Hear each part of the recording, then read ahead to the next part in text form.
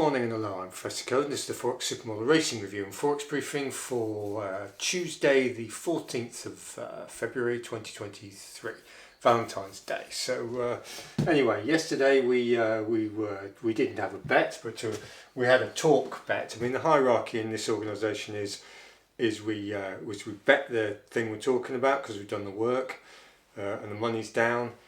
We've done the work and we do it as a race of interest because we're still not happy with it.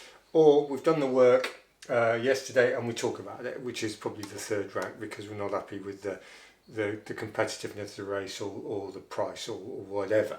So that's where it was, and it was Wolverhampton 8:30 Berkshire Phantom. If you look at our video yesterday, we said that was probably our pick of the four.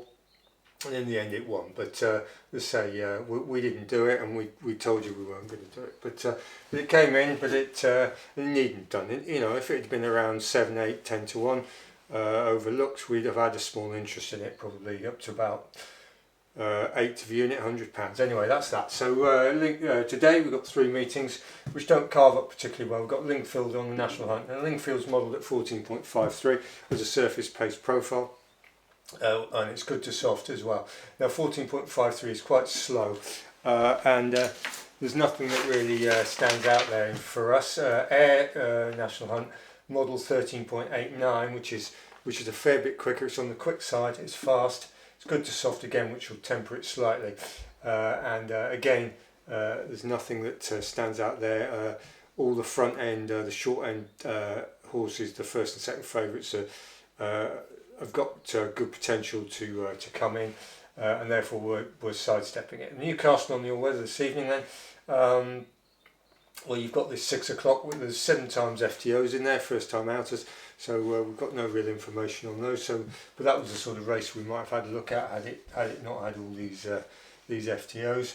And the 7:30 is pretty competitive, to say the least. So that was another race we might have had a look at. So the end result is unfortunately we're no betting it today, as yesterday really, and the account is static at 73 units in profit overall, which is pretty much a peak for us, just slightly below. So anyway, tomorrow looks more promising. We've got Dundalk on the all-weather in Ireland, which is a nice track for us, but we'll see how it pans out, and there's a few other meetings as well, obviously.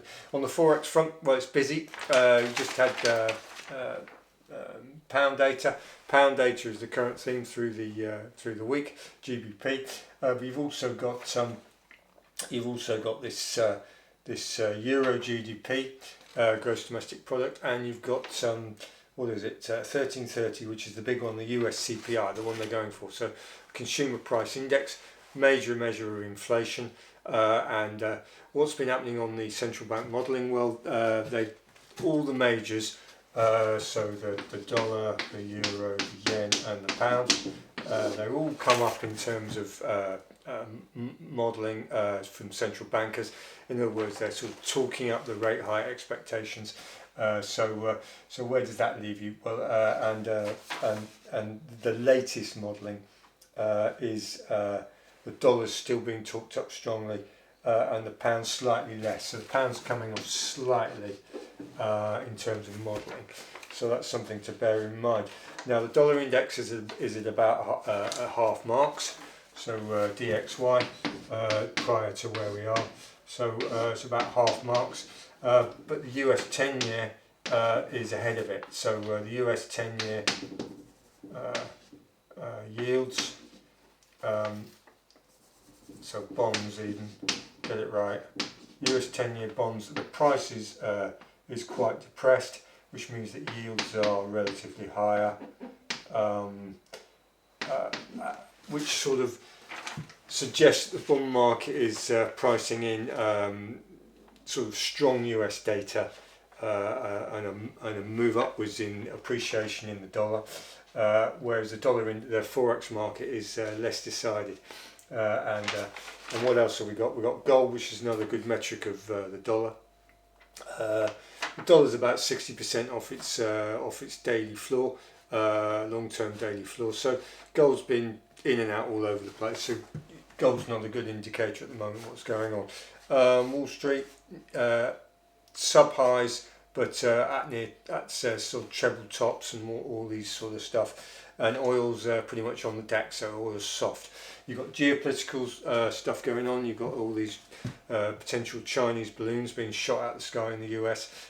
General to and fro diplomatic moaning between the two countries, which is not going to help risk sentiments at all. If you get a big pump up in today on US CPI, consumer price index, then you're going to see the risk assets won't really like that, and you're going to see a fall off potentially. So the ones to look out for really are against the AUD, the dollar AUD, and the Swiss JPY. You're likely to see a fall in the Swiss against the JPY as the JPY appreciates through risk off, and also the modelling suggests that they're twitchy about yield curve control with the new Bank of Japan governor, Uedo or somebody like that. Something like that. Anyway, right, who's going to be trying to sort out their chaotic finances. So that's where we are. If you look at the account, you can see we've had a lot of new subscribers, and I welcome you all, one and all. For about a year or so, it's been like talking to the wall and talking to myself, but we just kept ploughing on in our usual belligerent manner. So anyway, hopefully we'll start making some decent money this year and in a more consistent manner, and I wish you all luck as you join the channel. So anyway, thanks for watching, thanks for subscribing, and goodbye.